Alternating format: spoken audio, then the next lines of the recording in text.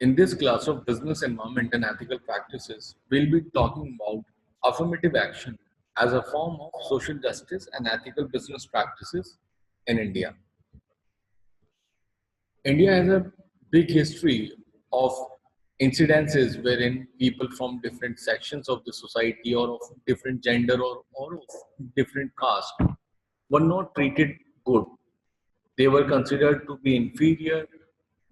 There was a clear demarcation in between who's the upper caste or who's superior to whom, who's the lower caste, or people those who were considered to be of like low stature. But things have changed now, and over the period of time, especially like the same was mentioned in our constitution also, that we talk about equity and equality, and certain provisions were given in there as well. But over the period of time, the same has reflected in different arenas of society, of corporate, and all. So here we are talking about like what all could be done to ensure that people from every race, religion, caste, gender, ethnicity have fair representation. There certain kind of like the issues were like systematic intercaste disparities, social discrimination, or economic discrimination, which we have witnessed, and like our ancestors, especially like with the modern times, the incidences have reduced, and especially with the help of law enforcement, the government has reduced the count of all these issues, but up to some extent, it prevails even today. And it used to happen at a like large scale in the past years, for sure. So we have seen cases of systematic intercaste disparities and like that upper caste, low caste systems and social discrimination, like untouchability and everything falls into this category, and then economic discrimination, wherein the elite were considered to be intellectuals, and they were considered to be the ones who should be running the entire country, and people those who were deprived of proper economic well-being were considered to be inferior.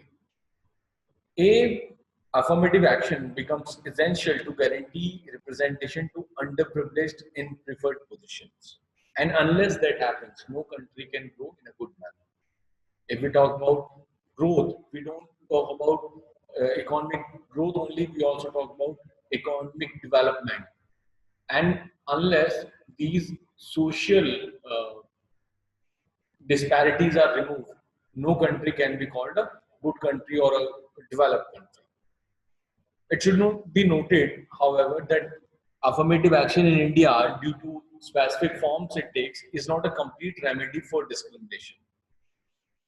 If not for any other reason than the fact that affirmative action is applicable only to the public sector, whereas the evidence of discrimination is overwhelmingly from the private sector, which is becoming increasingly important in the Indian economy.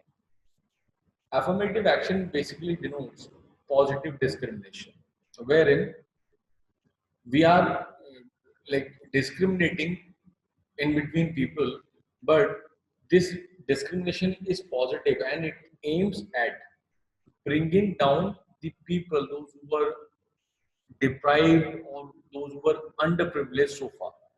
The idea is to bring them up to the same level where others are standing and to provide them equal opportunities so that they can live a fair, decent life. But it is like all the norms which have been uh, laid down so far primarily are seen to be implemented in government organizations only, public sector organizations only. But these disparities, these taboos are not confined to public sector only. So the idea is it is evident in private sector also, and certain steps must be taken to make sure that these discriminations or this kind of disparities are not seen in the private sector as well.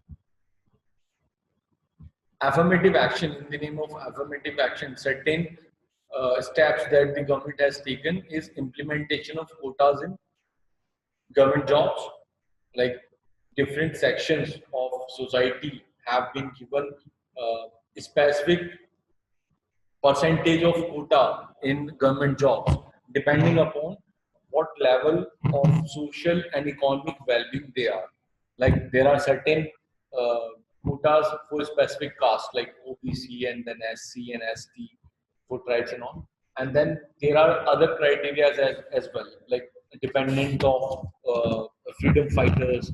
There are certain other quotas which have been capped reserved for these specific set of people. Then in higher education, of course, and not only in terms of these seats reserved for them, there these special cases or special caste or the people those who are underprivileged so far, specific reductions have been done in case of academic fee, hostel fee, etc. Also. Then political representation. We may call it an agenda wherein any political party keeps certain seats reserved for certain communities or maybe for certain genders for females or for transgenders also in order to make a equitable representation, but ultimately it is serving a good purpose. So whatever the intention is, the ultimate result is good. Ethical practices in India, and this slide and the following slide contain certain key points which are applicable to almost every organization. To be called an ethical enterprise, the organization should spend a significant percentage of the profit on social development activities. It should also have a well thought out CSR policy, just not for charity and donations only. CSR, since it is based on urgent needs of the community, it it works in. So the policy must be drafted accordingly. It volunteer employees are towards social projects. If the organization is doing that, we may call it an ethical one. The organization must also ensure that it has a significant minority representation across the employees level, and no specific caste should be favored in an undue manner.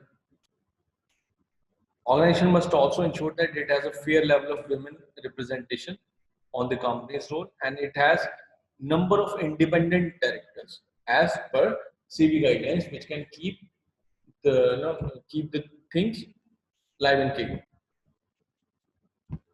The organization must have a clearly laid out code of ethics. It should enforce ethics training across its employees.